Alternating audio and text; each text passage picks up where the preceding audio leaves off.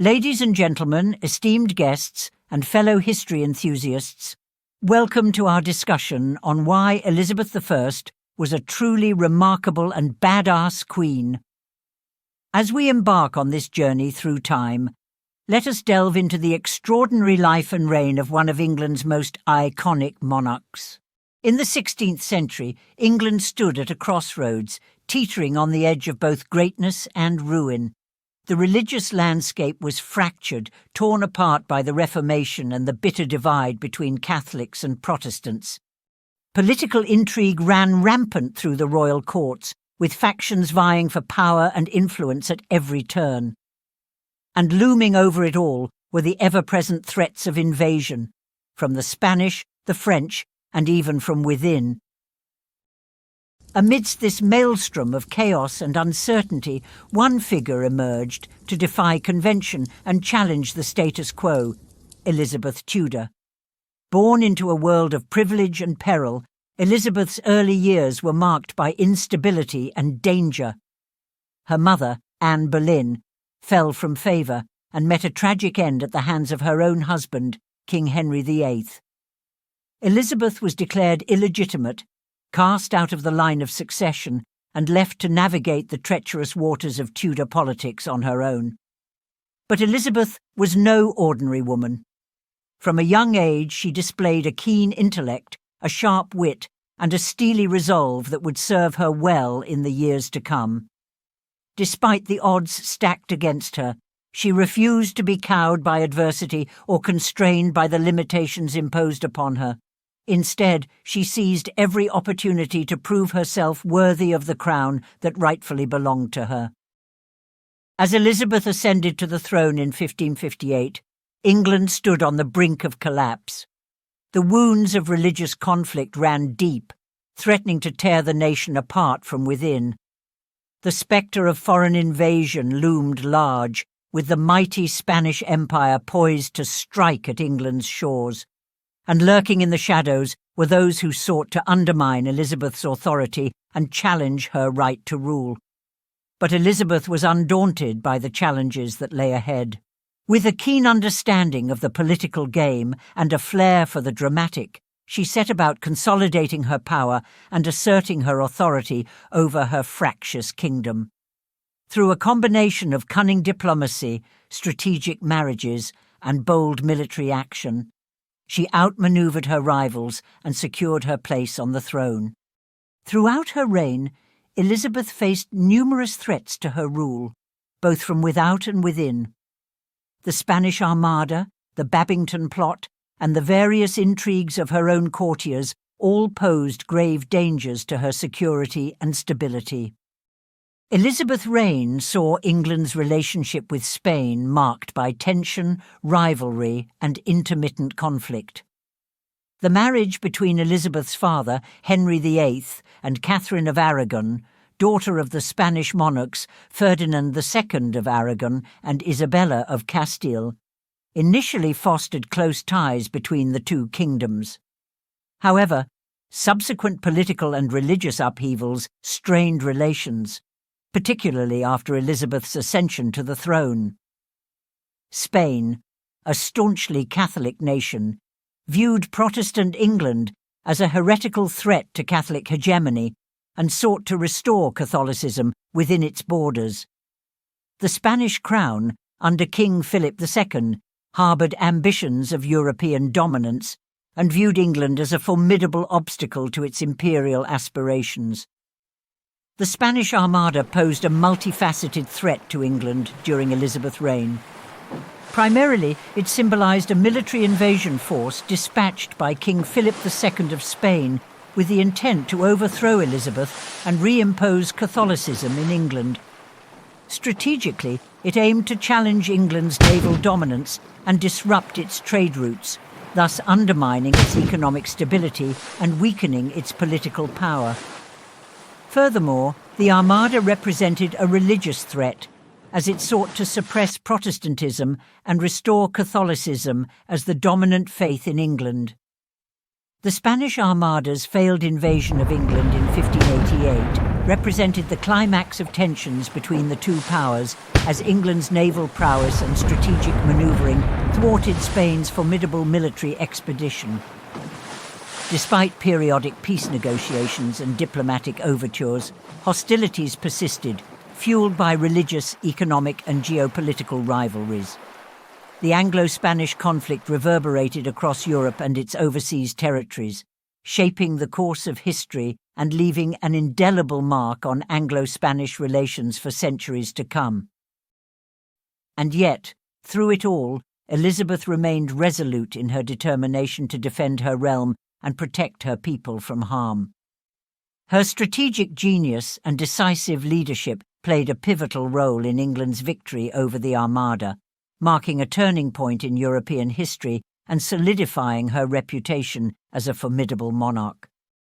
From the earliest moments of her upbringing, Elizabeth Tudor demonstrated exceptional qualities that set her apart from her peers. Despite the shadows of danger that loomed over her, she fearlessly pursued knowledge and enlightenment. Her thirst for understanding was insatiable, and she eagerly delved into the depths of education with a voracious appetite. While many of her contemporaries might have been content to rest on their laurels, Elizabeth's hunger for knowledge knew no bounds. She immersed herself in the study of multiple languages, exploring the intricacies of Latin, Greek, French, and Italian with a keen intellect and a meticulous attention to detail. Through the mastery of these languages, she unlocked the treasures of literature, philosophy, and history, allowing her to engage with the great thinkers and writers of her time on their own terms. But Elizabeth's pursuits were not confined to the realm of academia alone. She recognized the importance of cultivating a well-rounded education, one that encompassed not only the arts and humanities, but also the practical skills necessary for effective leadership. With a keen eye for strategy and diplomacy, she honed her abilities as a stateswoman and a negotiator, navigating the treacherous waters of Tudor politics with grace and precision. In every aspect of her education, Elizabeth demonstrated a rare combination of intelligence, wit, and determination. She refused to be constrained by the limitations of her gender or the expectations of society, daring to chart her own course in a world dominated by men. And in doing so, she proved that she was not just a queen but a scholar, a diplomat, and a strategist of the highest order.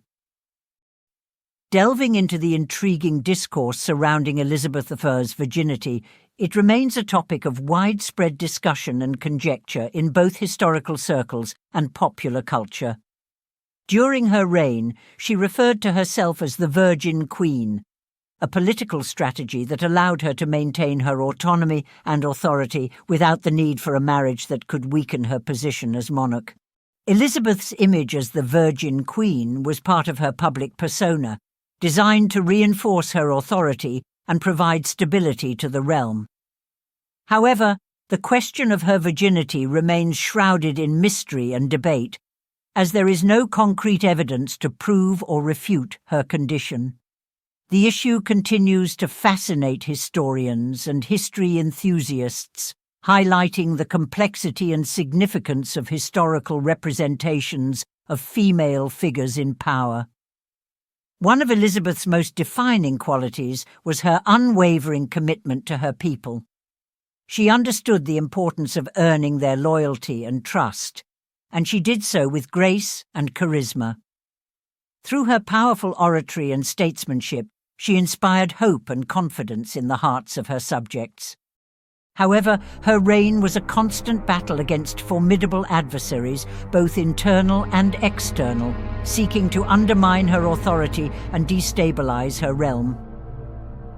The Babington Plot, a Catholic conspiracy orchestrated to overthrow Elizabeth and replace her with Mary, Queen of Scots, posed another grave threat to her reign. As a result, Queen Elizabeth condemned her cousin, Mary Stuart, Queen of Scots, to death in 1587. Mary's persistent intrigue and threat to Elizabeth's reign, fueled by her claim to the English throne, her Catholic faith, and her involvement in numerous plots against Elizabeth, led to her execution. Through a network of spies and intelligence operatives, Elizabeth uncovered various conspiracies and thwarted the nefarious designs of her adversaries. Her ability to outmaneuver her enemies and maintain the security of her throne underscored her prowess as a master tactician and a shrewd political strategist. Moreover, Elizabeth's life was constantly shadowed by the spectre of assassination attempts and conspiracies orchestrated by both domestic and foreign adversaries.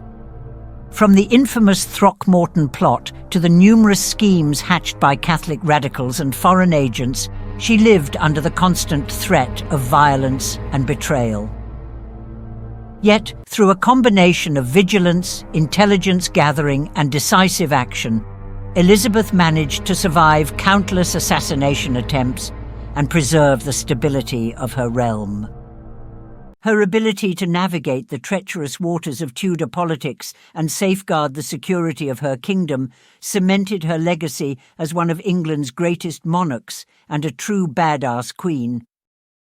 During her reign, Queen Elizabeth I established intricate diplomatic relations with France, navigating a complex web of alliances and rivalries in pursuit of England's interests on the European stage. Despite occasional tensions and conflicts, Elizabeth's diplomatic strategy with France was marked by pragmatism and cunning negotiation. Recognizing the volatile political landscape of Europe, Elizabeth sought to maintain a delicate balance of power, often leveraging the threat of English military support to influence French policies and decisions. Throughout her reign, Elizabeth forged temporary alliances with France against common foes such as Spain, demonstrating her astute understanding of power dynamics and her commitment to safeguarding England's security. Furthermore, Elizabeth's diplomatic initiatives with France extended beyond mere military cooperation, encompassing trade agreements, cultural exchanges, and royal marriages aimed at securing political stability and enhancing England's influence in continental affairs. Despite periodic disagreements and conflicts, the diplomatic relationship between Elizabeth and France laid the groundwork for enduring ties between the two nations and contributed to the broader geopolitical landscape of Renaissance Europe. During Elizabeth's reign, in addition to diplomatic relations with France, the British naval power flourished, laying the foundation for maritime dominance that would shape the country's future. Under Elizabeth's leadership, the Royal Navy was revitalized and expanded, becoming a formidable force in the waters of Europe. The Queen recognized the strategic importance of naval control and invested significantly in modernizing and enlarging the British fleet. Ships were constructed, crews were trained, and naval warfare strategies were refined, preparing the Royal Navy to face the challenges of an era marked by maritime conflicts and rivalries. The renowned British warship, the Golden Hind, commanded by Sir Francis Drake, epitomized British naval power and projection. The rise of the Royal Navy under the Queen not only safeguarded the kingdom's borders, but also laid the groundwork for British colonial expansion and the subsequent development of the British Empire as a dominant naval power in the centuries to come. The influence and legacy of the Royal Navy during her reign resonate to this day, representing a pivotal part of naval history and British prowess. Moreover, Elizabeth's astute foreign policy extended to England's relationship with Portugal. The Anglo-Portuguese alliance, established centuries prior, served as a cornerstone of England's foreign policy during this period. Portugal's geographic position as a gateway to the Atlantic Ocean provided England with invaluable strategic advantages, especially in countering the expanding power of Spain. Portuguese ports offered English ships crucial refueling and resupplying stations, enabling them to navigate the Atlantic and challenge Spanish dominance. Nations flourished, with English merchants seeking Portuguese commodities like wine, textiles, and spices, while Portuguese traders coveted access to England's markets. Diplomatic ties were also cultivated, with exchanges of envoys and cultural interactions enriching both societies. Despite proposals for marriage alliances between Elizabeth and Portuguese princes, political considerations ultimately outweighed matrimonial pursuits. The Anglo-Portuguese relationship exemplified a delicate balance of mutual interests, strategic cooperation, and economic interdependence, contributing to England's stability and resilience in the face of formidable adversaries. During Elizabeth's reign, England's relations with Germany, or the Holy Roman Empire as it was known at the time, were characterized by diplomatic maneuvering, economic ties, and religious conflicts. The Protestant Reformation, initiated by Martin Luther in Germany, significantly impacted England's religious landscape and its interactions with German states.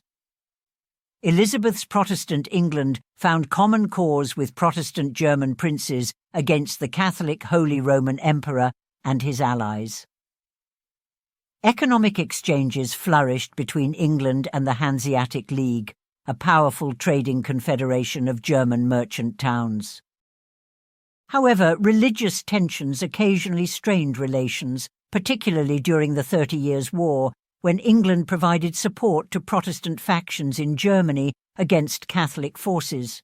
Despite occasional conflicts, diplomatic channels remained open, and cultural exchanges between England and German states contributed to a broader European intellectual and artistic renaissance. The Hanoverian succession in the early 18th century would later solidify Anglo-German ties, laying the foundation for a strategic alliance that would shape European geopolitics in subsequent centuries. During Elizabeth's reign, economic and commercial ties between England, Belgium, and the Netherlands, Holland, were pivotal factors in shaping their relations. The prosperous trading cities of Belgium and the Netherlands, particularly Holland, served as crucial partners in England's commercial ventures, facilitating extensive trade networks and contributing to economic growth in all three regions. England's strategic alliances and political support for the Dutch rebels during the 80 Years' War against Spanish rule strengthened its ties with Belgium and the Netherlands, while also antagonizing Spain and King Philip II.